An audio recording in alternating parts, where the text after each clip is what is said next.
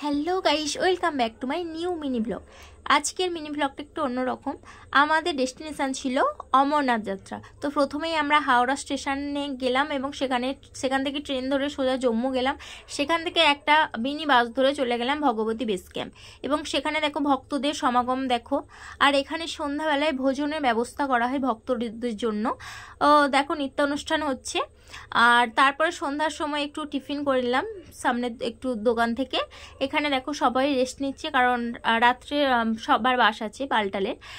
তো রাত্রেবেলায় খাবার এখান থেকেই খাওয়া হয়েছে। এখানে ভান্ডার আছে এবং এখানে ভান্ডারতে প্রচুর রকম খাবারের আইটেম আছে, ভাত, রুটি, চাইনিজ, মানে এভরিথিং। আর তো রাত্রেবেলায় 2টার সময় আমাদের বাস ছিল দেখো। আর পুরো রাস্তা জুড়ে পুরো ফুল সিকিউরিটি কোনো অভাব ছিল না। এবং যতগুলো গাড়ি ছাড়া হয়েছিল সেই বাসগুলোর সামনে ইন্ডিয়ান আর্মিদের গাড়ি প্রথমে ছিল, তারপরে মিডিলে আমাদের গাড়িগুলো ছিল এবং পিছনে আবার ইন্ডিয়ান আর্মিদের গাড়ি ছিল। তো দেখো রাত্রে ভিউটা দেখালাম। তো পুরো রাত বাসেতেই স্টে করা হয়েছিল এবং সকালে দেখো মর্নিং ভিউটা দেখাচ্ছি।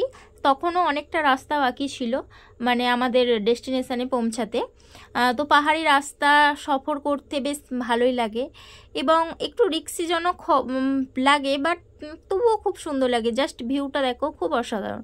এবং রাস্তায় যেতে যেতে অনেক ভান্ডারা পড়বে। তো সময় অনুযায়ী আমাদেরকে যে কোনো একটা ভান্ডারে দাঁড় করানো হয়েছিল এবং সেখানেই খাবার দাবারের ব্যবস্থা হয়েছিল। দেখো এখানে ভান্ডারাতেও প্রচুর রকমের খাবারের আইটেম পেয়ে যাবে, যে যেরকম ইচ্ছে খেতে পারে।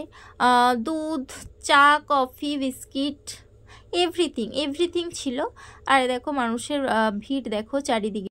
তো ফাইনালি আমরা পৌঁছে গেলাম আমাদের ডেস্টিনেশনের। চারিদিকের ভিউটা জাস্ট অসাধারণ। এই ছিল part 1 mini blog. Part 2 mini blog তো অবশ্যই সাবস্ক্রাইব করো তাড়াতাড়ি।